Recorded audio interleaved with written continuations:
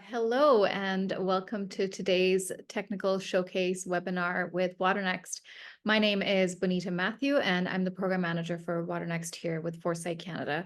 Great to be here supporting a wonderful initiative and highlighting today some of the fantastic work that Canadian Water Tech Ventures are doing. Just a quick overview on today's webinar structure. We will hear from waterNEXT funding partners before we get into the water and climate panel today, and encourage our audience to use the chat feature to ask questions, or feel free to email after if you have any questions that you'd like to connect with any of the ventures that are on this call today. It is with gratitude and respect that we acknowledge that the lands on which Foresight operates are the traditional, ancestral, and unceded territories of the First Nations, Inuit, and Métis people. I myself acknowledge that I live and work on the traditional unceded territory of the Anishinaabe people in Ottawa. Foresight is Canada's clean tech ecosystem accelerator, and since its inception, we have supported over 1,200 ventures and collaborated with over 2,000 stakeholders, rights holders, and partners, both domestic and international. Our audacious goal is that Canada be the first G7 country to reach net zero by accelerating clean tech innovation and driving the adoption of climate solutions.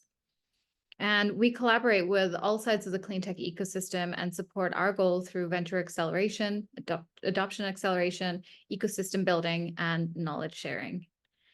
waterNEXT is one of those initiatives of Foresight, and we are Canada's water technology network, and we, together with stakeholders from the water space, help to accelerate the development and adoption of clean water technologies.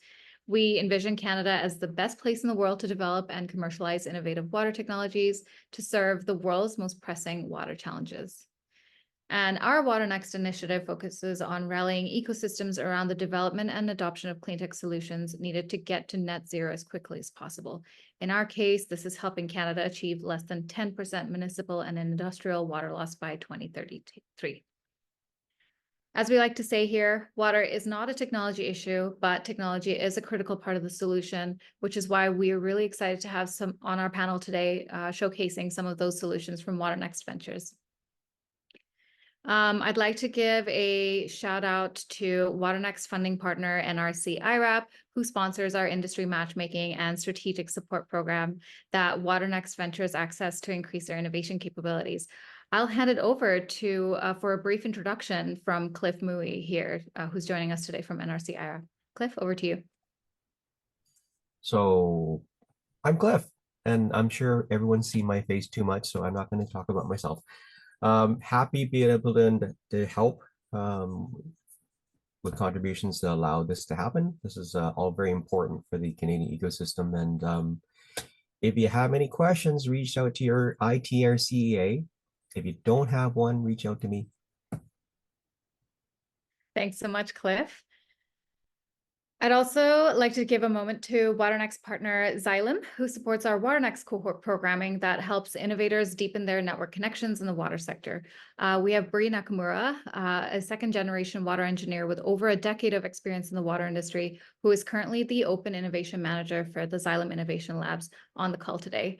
Bree, over to you to say a few words. Thanks so much, Bonita. Well, Xylem is really excited to continue to support the waterNEXT program. For those of you that might not be familiar with Xylem, we are a water technology company. We have over 23,000 employees operating in 150 countries, and we basically say that we do everything from move, treat, measure, optimize, and maintain water quality. We have a number of different product lines that you might have heard of, but always looking for new opportunities and ways to partner with innovative startups. Kind of brings me to what is Xylem Innovation Labs. So we are Xylem's corporate innovation team, specifically looking at ways that we can drive growth and innovation in Xylem through partnerships, whether that is partnerships with customers, partnerships with startups, or partnerships with organizations like waterNEXT. What we might be most known for is our Partnerships Accelerator, which is our year-long programming that we do to really help evaluate and streamline the process of what a potential partnership might look like with Xylem for a startup. So every year we invite 10 to 12 companies into our program. And by the end of that year, we hope to be able to give them a go or no-go in terms of commercial partnership opportunities with Xylem.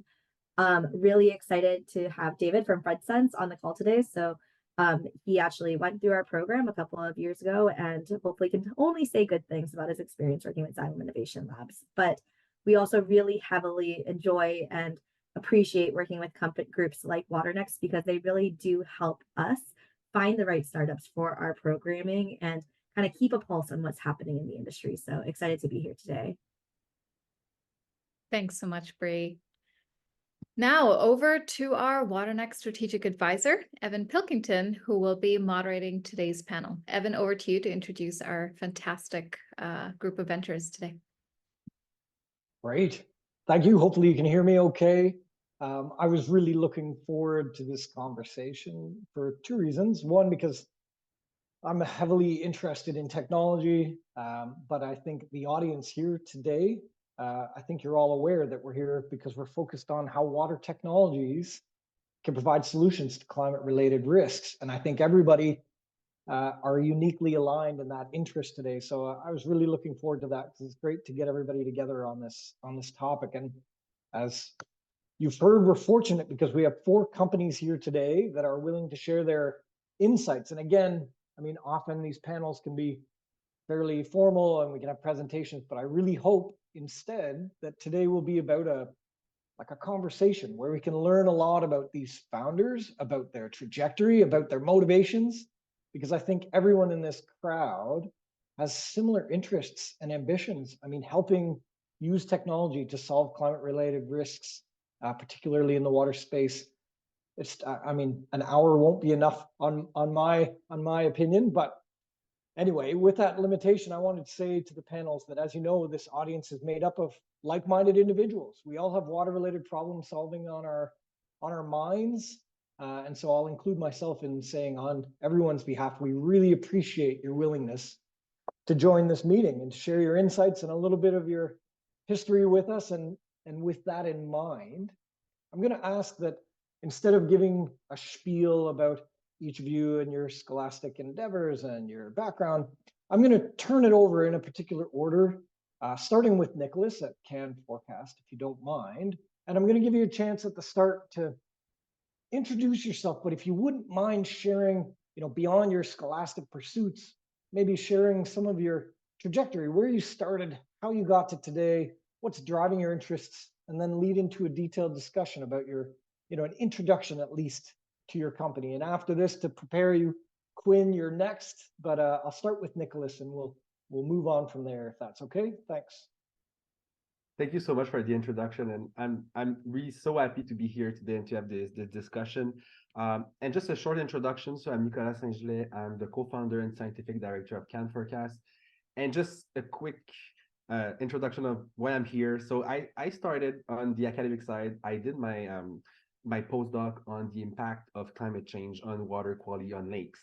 And while I was finishing my PhD, I participated in something in Quebec. I don't know if you have heard about it. That's called the aqua hacking, which was like bringing together 2 things I love, water and coding. So it was not on my life path to be an entrepreneur, but then we just, back in the days, developed a water quality predictive tool called IntelliSwim. And then just everything started from there.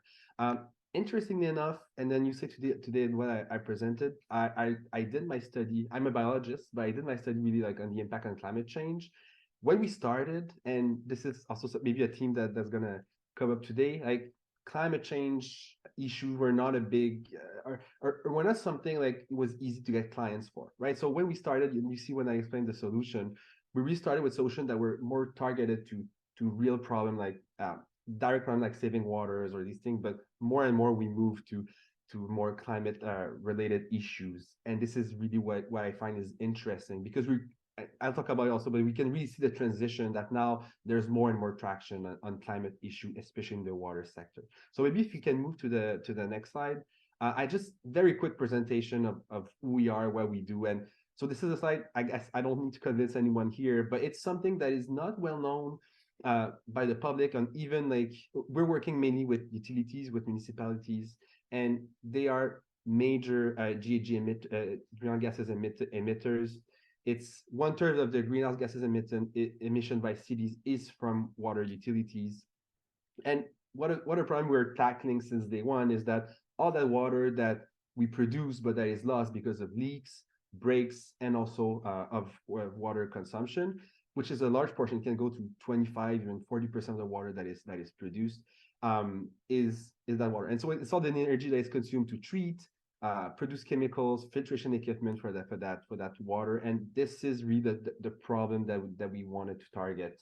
As I was saying, at the first, our angle was not a climate change angle. It was more saying, okay, but if you lose less water, it's going to cost you less money. So if you go to the next slide, going quickly more into what we're doing at Can4Cast. So we have multiple solutions. And so what we do is we develop AI decision tools for 90% of the clients are municipalities. And so the first tool that we developed called IntelliPipes is a drinking water asset vulnerability tool. So what we do is that we work with city to identify pipes that need to be replaced to avoid many breaks and leaks. So what we do is we help them based on many variables, based also on the likelihood that a pipe is going to break, but also the consequence. Of course, if it's a pipe that is just near an hospital, it's not the same thing as the end of the network. So we just work with them to say, okay, these are the pipes that you should replace to minimize your breaks and your leaks. And then again, the first argument was to be able to save money, but more and more what we observe is that what people are asking us is also what's going to be the impact of climate change on my breaks, because we know that breaks is something special because we're in a cold weather, and then most of the breaks are in the winter because of cold temperature, and then in the next 50, 60 years, it's going to for sure impact the break rate. So this is something that we really work on putting into our model, because it's something that people ask more and more. I would say in the last 2 years, it's something that we get more and more asked on what's going to happen to break and leaks in the warming scenarios. The other thing we're looking at is we also have a water consumption forecasting model. And so it's really to look at what's happening in the neighborhood, what water is consumed, and also how water's consumption is gonna change with climate change, population increase. And with this real-time model for water consumption, we also do more real-time leak detection. So really tackling both the water that we lose because of main and leaks and breaks, and just replacing pipe to avoid those, and also look on the other side of the water that we consume. Is it municipal? Is it industrial consumer or residential consumer? And where are the leverage point where we can really save the water? And this is really like the two big area that we're tackling. We're also working on wastewater, but I won't focus on that today. If you can move to the next slide. And so far, so I explained a bit where we are. So we started around 2018. So as you probably know, in the water sector, it takes some time. Now we really started to grow. We're really proud to say that so far we've helped more than 35 municipalities in Eastern Canada, and also we have some clients in France. And so in France, what is nice is that when we started, we say, okay, we have a very good approach. Now we can really see the number with our clients, that by using our tool, cities can be 12 times more accurate to replace the pipes and really avoid break and leaks, which result in savings in, of course, water, energy to pump that, and of course, important savings because of emergency repairs and indirect costs related to this. And for the water consumption, we always also see the impact, so that we can really help cities to really target where most water is consumed, and then just do better planning, how we can save more water, because we know that in Canada we produce way much water for what we consume, and do a better planning, and also do some leak detection. So this is a bit at Can4Cast how we were tackling climate change. As I was saying, water saving is really where we started with, but really this layer of climate change is something now that we are integrating in all our models, because it's something that we're asked more and more of. So not only how we can do mitigation by losing less water, but also how we're gonna adapt in the next 10, 15 years to climate change and water treatment. So that's my short introduction. I'll be happy to have a question later. That was incredibly helpful, and we couldn't have planned it better, because I was going to tie in the fact that I believe that your solution is about adaptation, and that adaptation theme, I think, links well to our next speaker. But I wanted to mention, or highlight your point. I think, Quinn, your speaker might be making a lot of background stuff. There we go. Thanks. But I wanted to mention, and that may resonate with everybody in the group today, that like you started off by saying it was not in my initial path to be an entrepreneur.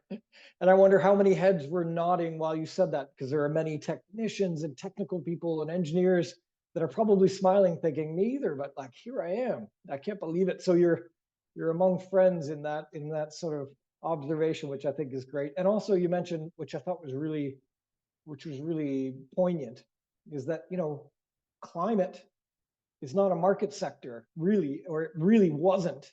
And now there is sort of an umbrella thematic segment there emerging in the world for us to address. So it's you raised some really interesting points. So thank you. And I wanted to turn this over on the adaptation theme to our next speaker, Quinn with Rogue 7. Could you take a minute and also explain a bit of your trajectory? Because I think the crowd is motivated to see similarities and how their work has emerged and how their motivations have arisen, and perhaps similarly emulating, you know, your path. So I'll turn it over to you now, Quinn, and if you wouldn't mind a similar introduction and a bit of detail about your company, that would be great.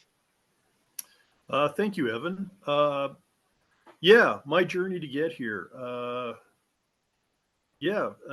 By accident, I guess, would probably be the best answer for Rogue 7. But me personally, with climate change, I've been working on climate change technology probably for around 15 years now. I'm based in Alberta. Climate change is very, very important to our energy sector. And that's where I predominantly started out with doing clean tech on the energy side. But one of the things that has always struck me is how important data is to decision making, how important data is in general. So I completely agree with everything that Nicholas is saying. And in fact, I think we're probably quite complementary, and I need to talk to him later on. But we started Rogue 7 under the premise of how do we incorporate machine learning into the industrial automation space? And we focused on, frankly, the oil patch, because we were based here in Alberta. Well, because of the vagaries of COVID, we had to start looking for other options as the economy shifted. And the most interesting thing happened was we came across an RFP that was around, can you optimize our water network? And we looked at it and we said, gosh, this is simple. But then I said to my colleagues, well, hold on here. This is a request for proposal from a municipality. Municipalities don't traditionally do business with startups. And I said, look, the only way we're going to move forward here is we need to get a partner. So I'm just sharing some of our insights and our lessons. I made a couple of phone calls in Alberta to some engineering firms. I said, hey, I got a water opportunity. And then they would click and hang up on me. So, because they all preferred energy projects. So I called a contact of mine who referred me to a firm in the UK. They've been doing water engineering for over 50 years. And so they said, yeah, let's go after this opportunity. That ultimately turned into our water pump optimization product. But the funny thing happened when we applied to this RFP. Still don't quite understand why, but the city handed over 3 years of real-time data. Now, if you work in machine learning and you get real-time data, that's like candy for a baby. And one of my colleagues just started building with this, and I got a phone call from the chief operating officer at our partner, and he says, look, I've seen what your colleague's done in the last week or so. We've never seen any other machine learning company do what you guys have done. We're going to do a press release that you're our preferred machine learning partner going forward. So I'm just going to say that's where the accident started, and we've just been cracking on since. Through that relationship, they brought us into the UK market, where we started learning about leak detection. And again, here, pardon my ignorance for those of you out there, when we were asked about, well, you know, there's a lot of leakage in the water world. We're used to the oil world where if you even have a barrel of oil lost, you're on the front page. And they said, no, it's actually more like 50%. So the global average, as we understand, is about 25% of water from source to customers being lost. And because of that, we've developed 3 complementary products that are all being powered by Water Intuition, our platform. Our first one is an acoustic logger deployment optimization tool. We recognize that a lot of people do lift and shift with their acoustic loggers when they're hunting for leaks or doing. So we built that product, and as we go into drought season in Alberta, we suspect that'll be quite popular this season. We've also done a lot of work on leak detection for installed fleets, like the City of London. They have 26,000 installed acoustic loggers. They're generating staggering amounts of data, but frankly, it's data without any form or structure or any intelligence being applied. Every time I keep talking here, Nicholas keeps nodding, so I think he's had the same experience as us. And then finally, on customer side leakage, we were able actually to get some public databases from the city of Victoria, and we built a smart meter product to complement that. So we can do the full spectrum of leakage questions. So when you ask about adaptation and mitigation, in our mind, it's simply insane that we're spending increasingly more and more money, more energy, more resources to treat water, wastewater, we're dealing with PFAS, you name it, to generate all this water. And then we're putting it into a system where we're losing 25% right off the bat. I usually do my pitch with, imagine you're a manager, close your eyes, and you start your day, and your boss comes in and says, how's it going? Great, boss, I've already lost 25% of our inventory. No business operates like that. And that's why we think that there's a lot of opportunity here to improve. So, yeah, mitigation. We don't think this water should be released. We think it should stay within the system, and we think the end customer needs that. So that's us in a nutshell. Back to you. So that was immensely helpful for us to understand your company, but more so to listen to your trajectory. I know I was nodding my head as well. I've worked in leak detection and leak-related data collection for 2 decades now, and there are so many layers associated with how we've gotten to this point, and so many questions that we'll dig into at a later point in this discussion around the value of this data and this insight for management, and what the differences are that you observed from the private sector managed utilities in the UK versus the Canadian North American model, the challenges around revenue generation and data sharing with those differences. So you raised some really interesting directions for us to pursue. So thanks so much for that introduction. My next guest, the next speaker, is Natalia from RainGrid. And when we talk about data collection, we talk about the importance. This is an emerging company with this mandate behind it. I mean, the idea of collecting information and sharing that for better management is sort of the backbone of this company. So I'm going to turn it over to Natalia to introduce herself. And again, Natalia, if you wouldn't mind giving us, I know because you and I have spoken in the past that you have a really interesting trajectory that has led to you working for this company and driven some of your motivation. So if you wouldn't mind sharing a little bit about that before you get into your company details, I'm sure everyone would appreciate it. So thank you. Thank you, Evan. It's a pleasure to be here with all of you. So my background is in water resource management. Initially began with how to build more inclusive water governance as a way of building peace through connecting people to nature and to each other. So I have an MSc in water resource management, then I went back to do public policy. And in between, I worked with a variety of different stakeholders on various water management campaigns to reduce nutrient pollution, plastic pollution, and look at changing laws. I came back to RainGrid, because this is a really interesting company that in many ways has been ahead of its time in offering a modular distributed system for managing rain.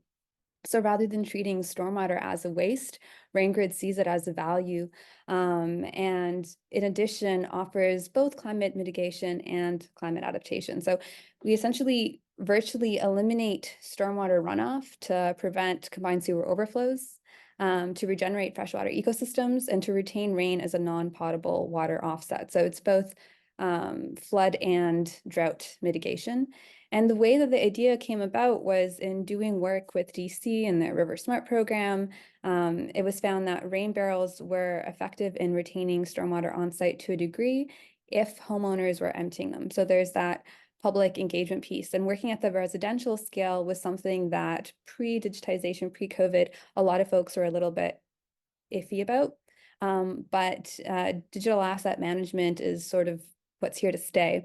And so that's essentially what we do. We do the property level rain retention and reuse by automating the cisterns, having sensors, and then also having a custom API that allows both the property owner to see how much water is in their cistern, as well as to have that overview and to do remote stormwater management and data collection that utilities and cities would want to have.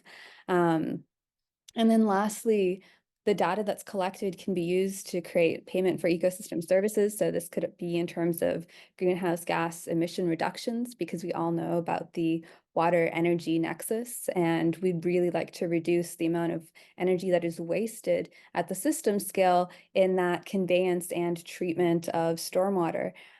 So one, there's that piece of preventing the combined sewer overflow that happens in the New England and areas where we have older infrastructure.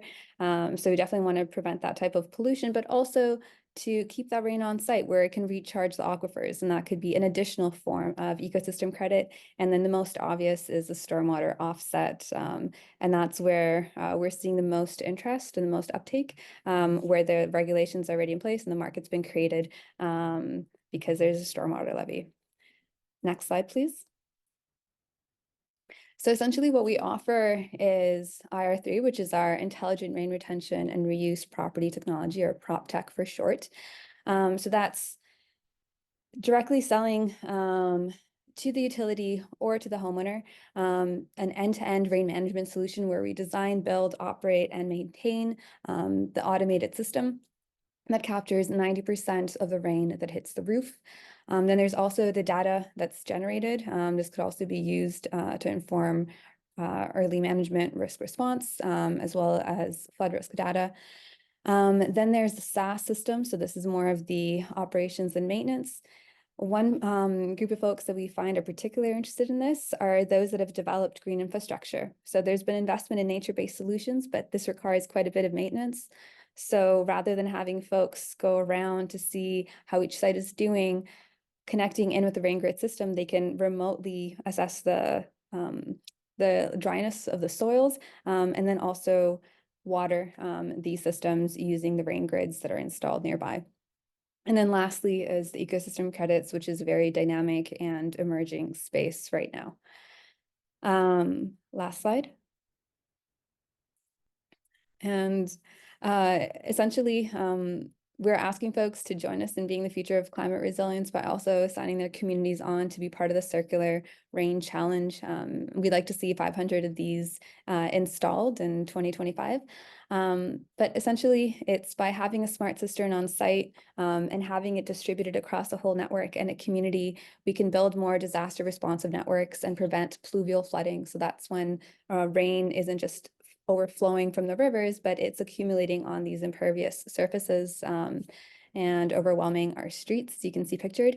In addition, we're looking to divert the rain from the sewers. And lastly, to really create positive ecosystem benefits, and that way contribute to 3 of the SDGs that you see below in terms of clean water, sustainable cities, and climate action.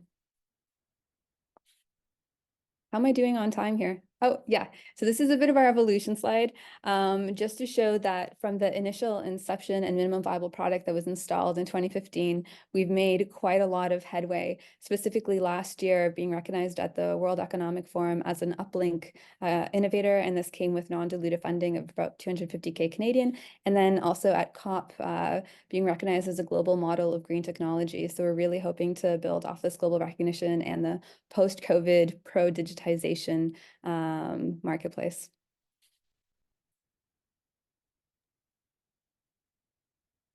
Amazing. Is it okay if I interrupt? Of course. Great.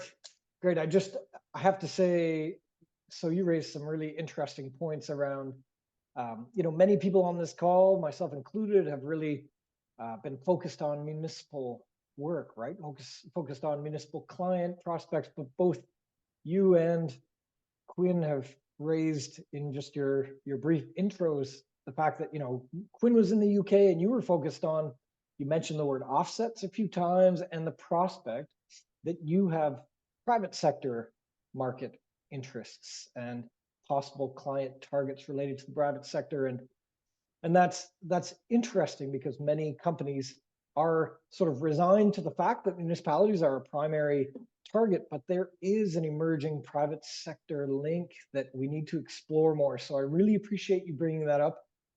There's a lot to discuss, and it's fraught with risk to talk about offsets, politically, but it's the nature of market economics at the moment. And so it's a really interesting thing that I think a lot of technology companies in the water space are teetering on this unique opportunity moving forward, especially in the leak detection and water capture realms. So more to explore. And I don't know, but I loved hearing that discussion, and I love these topics. So thanks for bringing that up. I'm gonna quickly redirect towards David and FredSense. This is certainly a last but not least type thing. I want to move into an introduction about your background, David, and I know you share a mitigation focus with Natalia, and I wondered, could you also give me a little bit of info about your company and your sort of climate related value proposition, if you wouldn't mind? Sure. Thanks so much, Evan. And thanks everybody for being here. I'm so excited about the discussion and being able to join just these fantastic companies and be here today. My name's David Lloyd. I'm the CEO and one of the co-founders of FredSense Technologies. We have a really interesting development story. I'm actually a synthetic biologist, a genetic engineer by training. I believe in using deep technologies and the next steps in what we can do from biotechnology to help impact water and the environment and solve some of the biggest climate change problems that are out there. And myself and some of my co-founders had the opportunity to compete in a genetic engineering competition based out of MIT, where we developed the fundamental technology that grew into what FredSense is today. And we've been able to really grow and see how we can look at designing unique types of products and solutions for water quality to be a way of mitigating some of the impacts that we're seeing in climate change. We've heard so much great work about what we can do to mitigate water losses or quantity issues.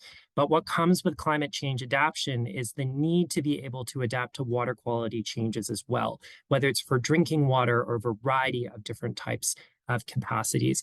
And that's where we meet a major issue, which is how are we able to get this information quickly to optimize treatment resources, to sustain low energy consumption treatment solutions and other developments in order to ensure that these climate change adaptation programs can be as efficient as possible. So on the next slide, I just have some information about FredSense and who we are. We believe in bringing lab-based water quality testing anywhere. We design platforms for both in-field and now in-lab solutions to help water quality providers, whether they're at a utility, a consulting firm, or at an industrial center, to be able to quickly understand what is going on in their water, to create actionable real-time information that they can use to process, control, and optimize the systems that they have to generate a reduced energy burden on ultimately a better, more sustained risk-managed water center for whatever work they're doing. On the next slide, you can just see a little bit about what we've done as a really brief overview. We build many sensors.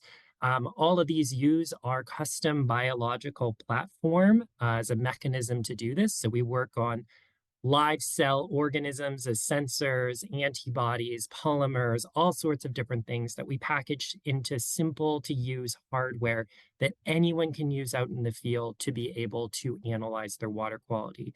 And we've adapted this technology into multiple different types of use cases. We've worked with small disadvantaged communities, medium-sized utilities to be able to help manage their arsenic burden.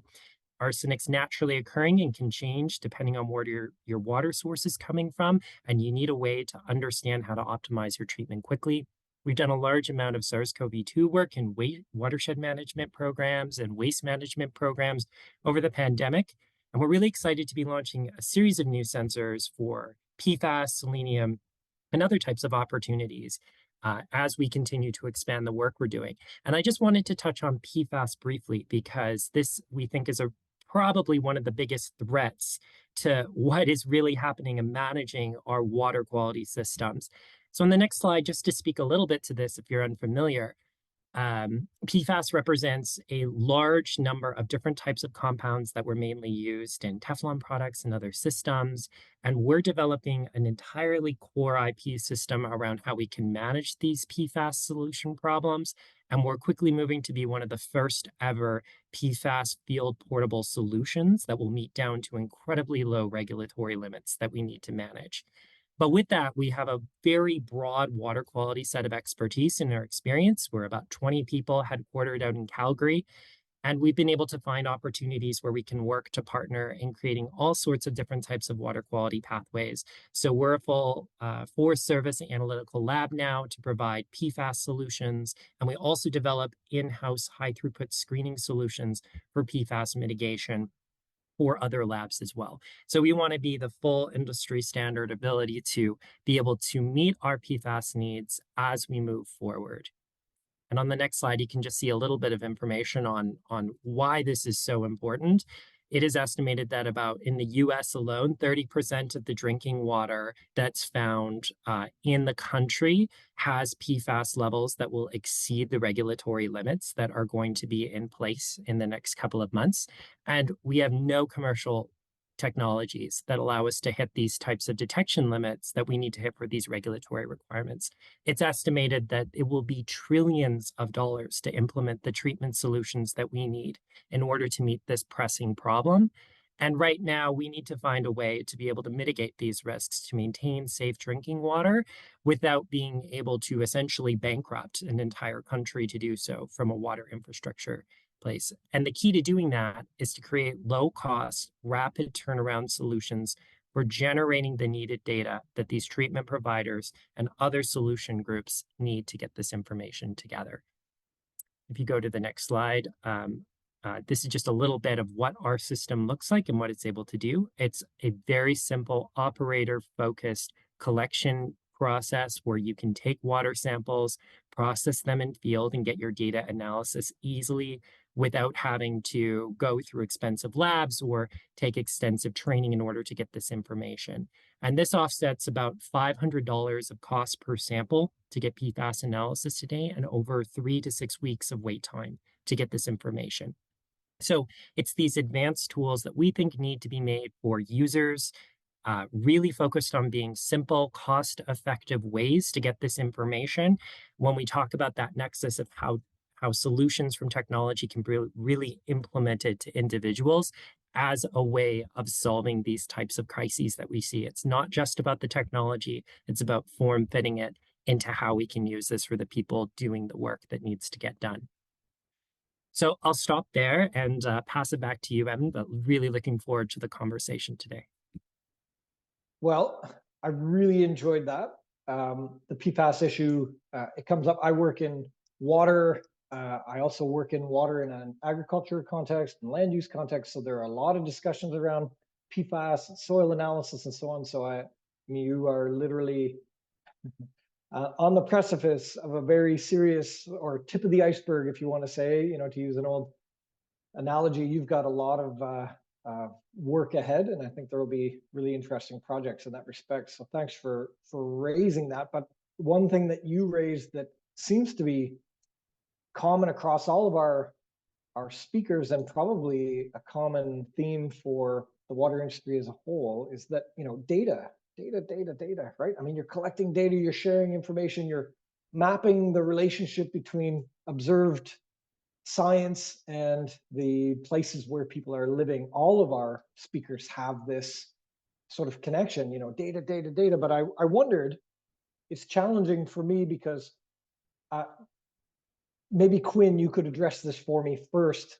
How do you do your work as an AI sort of technology company, but who do you partner with for hardware? I mean, everybody here has pretty intense, certainly Fred Sense at the end in particular, you have very serious hardware requirements.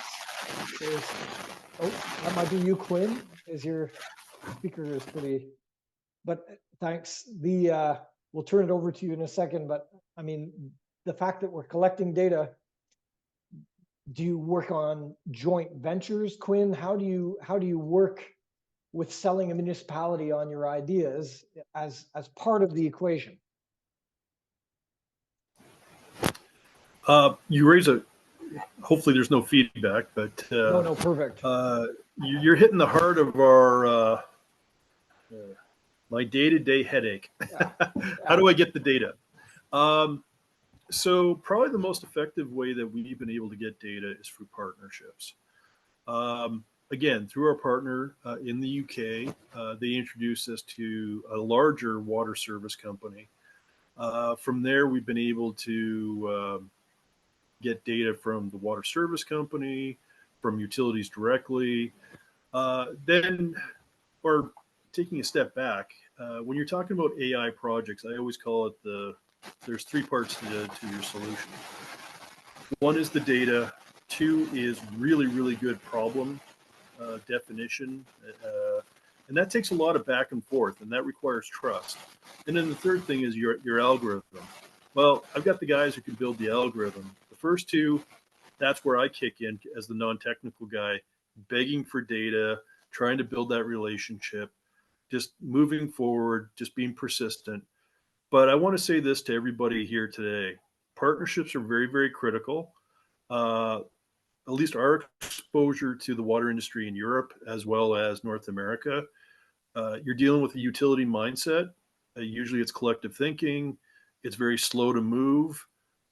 Two, when it comes to data, oh, Evan's shaking his head like he's never experienced that before. So that's good to know. Yeah. Secondly, when it comes to data, there's also this belief that, well, my data is worth a lot. So if I hand it over to a company like an AI firm, well, maybe I'm giving away the crown jewels or something like that. There's data, there's unstructured data, structured data, and data that fits into your product. Three different types of things. But a lot of our customers are just thinking that their unstructured data is worth a great deal, but they're also governed by a regulatory framework concerning privacy, a whole bunch of issues. And it takes a while to say, we understand your regulatory framework, we understand your constraints, and we're here to work with you as a partner. You can move a lot faster if you're actually working with an organization like, say, an engineering firm that has that master services agreement with that utility, because there's that trusted relationship already. And that deal that you're cutting with that engineering firm is, I'm coming in, I'm giving you new solutions to do your work in a more optimal fashion to deliver better service to your customers. So there's that trade-off. So I guess I'm going to end up on, go ahead. Well, I mean, related to that, Quinn, do you find that they ask you to come with a more fulsome deliverable, you know, to add the hardware piece to fill gaps in data collection that they have so that you can achieve your goals? Well, honestly, we're hardware agnostic. We can work, my guys, we come out of the industrial automation space, SCADA, that sort of thing. Yep. We can develop protocols to talk to anything on the face of the planet. There are certain pieces of sensors and technology out there that we're favoring right now and that we're targeting. And it's targeting purely for business reasons. We've noticed like one sensor, acoustic logger has been deployed heavily into the market. But these guys are really phenomenal at building the sensor, but they have absolutely no analytical capability or software. Yeah. So for us, it's a hand in glove strategy, and we're trying to go after that. Where other companies are doing the integrated hardware and data as well as analytics on top of it together. It all depends. But we're open to partnering with hardware firms, because if we can work with them, that's another way from a sales perspective. If you can partner with someone and then sell to their already installed customer base, that's a great way to grow your business. But I'm going to tell you nothing more painful than going one utility at a time. Yep. And selling. I can see David smiling there. So I think nope. Yeah, he's got some of the battle scars to show from that. So And thanks, Quinn. And I noticed Nicholas also nodding his head when you were talking about often they're referred to as gatekeepers, these engineering firms who have these master service agreements. People call them gatekeepers, but in my perspective, and perhaps what you're describing as well, and it might be worth conveying, Nicholas, do you find that these historically considered gatekeepers are actually ideal partners for you to target for your type of work? Is this the relationship you seek, where, you know, the audience that is listening and is probably interested in how do they make inroads to these prospective clients, the municipalities, and get past, or actually, using your hand in glove analogy, are the gatekeepers actually your ideal target partner? It's a very good question. It's very interesting. So, our approach was a bit different. So we, since the beginning, I use like we do direct to consumer. So the municipality is our first point of contact, and often like we partner with them, but with the municipality being our first point of contact. Again, at some point, and this is we're in the work of exploring these relationships, but for us, it was easier, and often we use a lot of real-time data. So often what we do is we connect to the city directly, and so we as a bit Quinn, so we develop a time like data pump, and we think to be able to get as much data as possible and clean that data.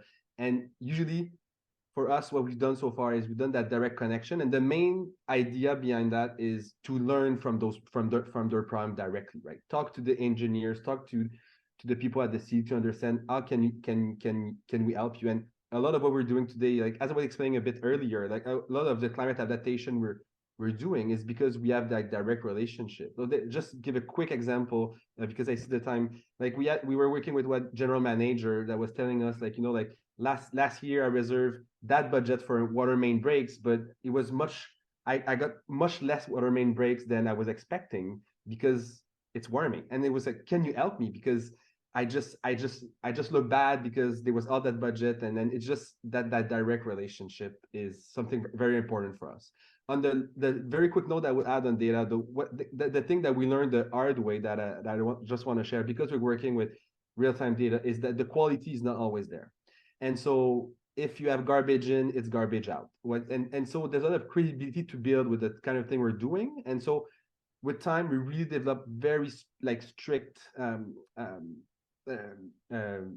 thing in place to make sure that the data that is coming in is the right data. And if we are not sure about the data, we just say, okay, we need to make sure, because this is, I think, a big liability or a big problem that we can have. Like, trust is a big, and when we talk about AI, like, yes, it's becoming more and more mainstream, but people are still worried. So just making sure that the data that is coming in is the right data is also a big challenge. So this is why we work the people that generate the data also directly. That's interesting. And please go ahead, Natalia.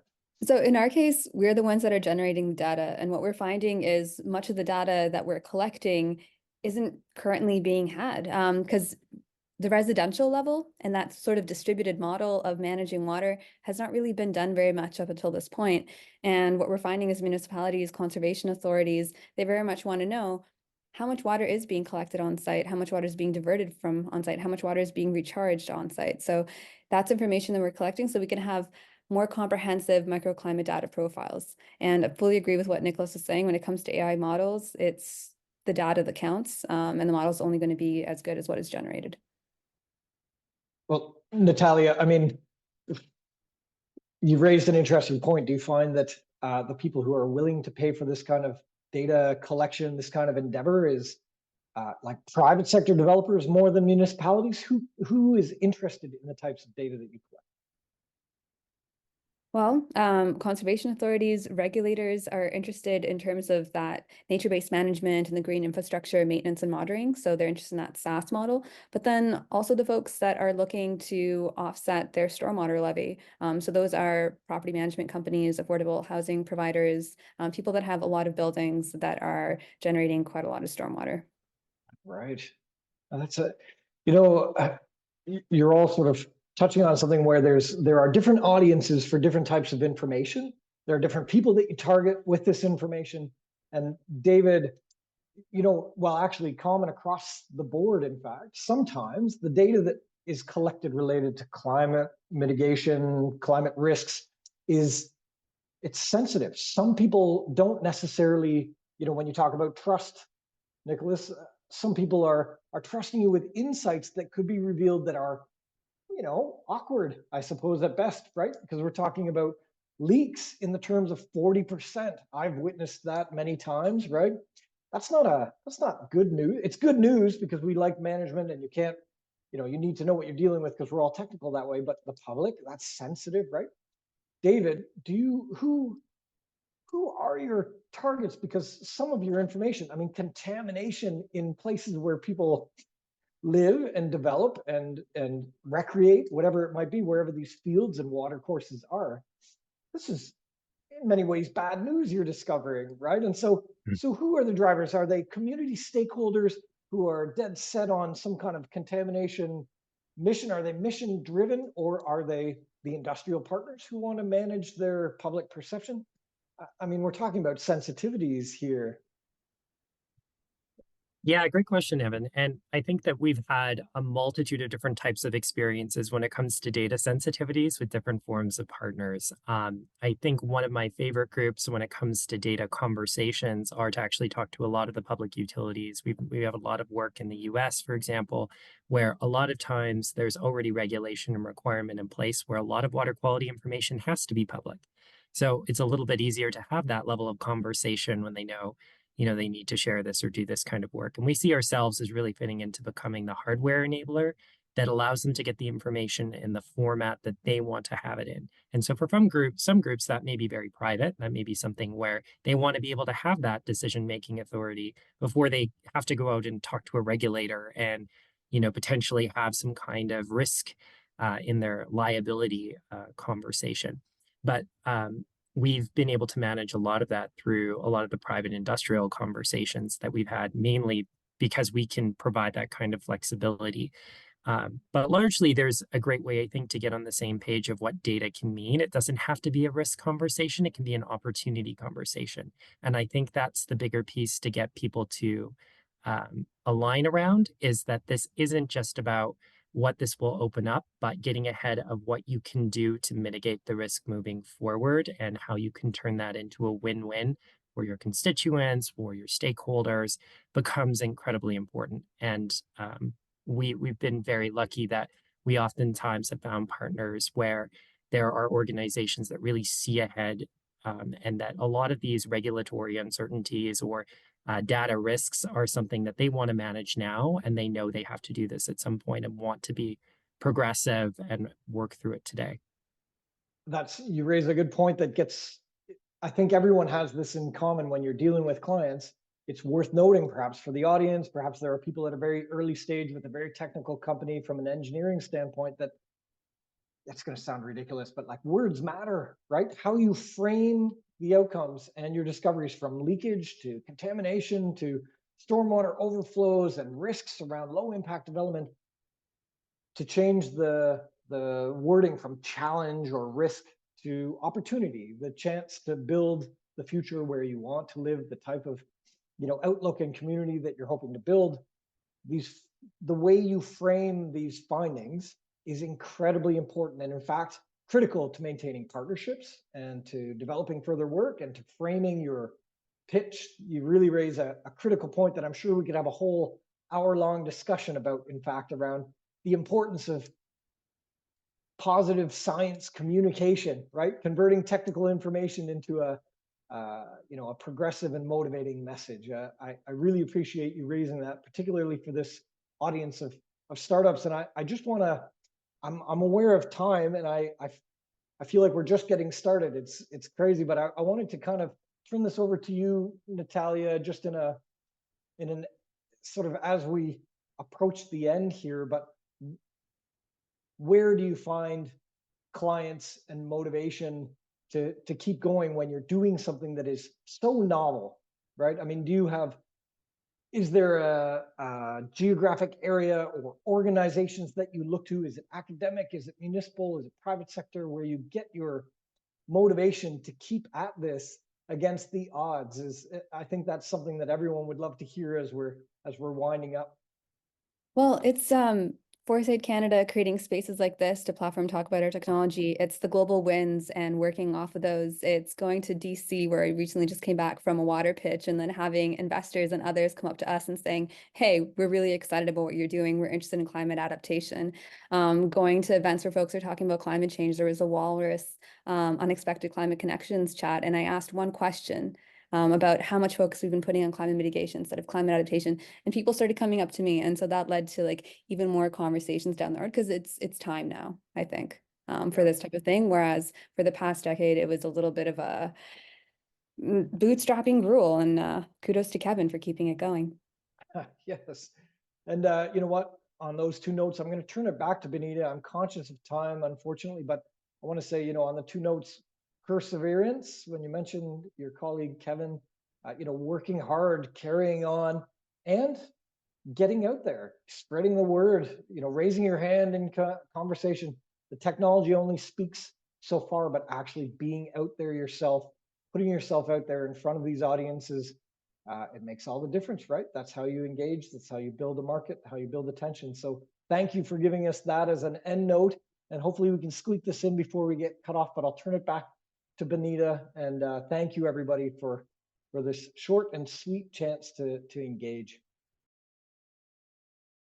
Thanks so much, Evan.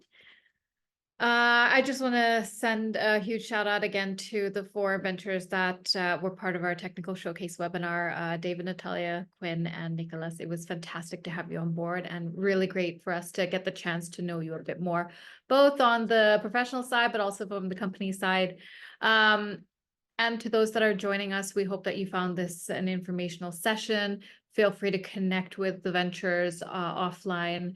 And if you do need to connect with them and you may have missed their emails, we'll be sure to share their information, their contact information with you directly. And if you have any questions about what we're doing with waterNEXT, as well as our goals for the next couple of months and the years ahead, feel free to connect with myself or our director, Heather Crochetier, or even Evan Pilkington, who is our strategic advisor for waterNEXT. Thank you, and I hope you have a lovely rest of your day, and take care.